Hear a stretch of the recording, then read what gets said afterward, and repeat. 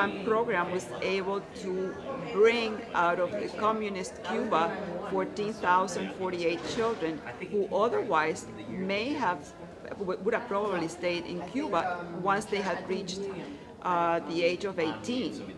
Because once a child reached the age of 18, the government of Cuba did not allow anyone to leave. So the Pedro Pan program was the means that the parents had to get the younger children out of there, and so they could avoid the communist indoctrination and the loss of liberties that was happening in the country at that time.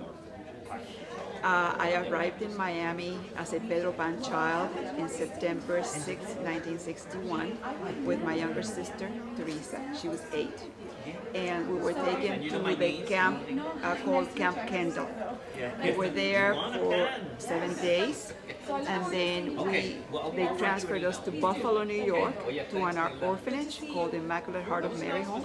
My father had taught for 24 years at a Catholic school in Cuba, and that was one of the Catholic schools, as Catholic schools and private schools were closed in mid-1961. And so they decided that we would not be going to school because of fear of indoctrination.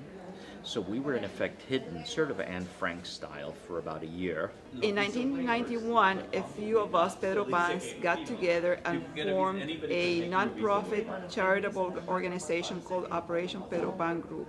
We wanted to give back in some ways back to the United States, to this wonderful country, what they had done for us. We raised funds and we help children in need. We have 2 or 3 organizations. One of them is a home for unaccompanied children that come from Latin America, whose parents have to go back to their countries and they stay here by themselves.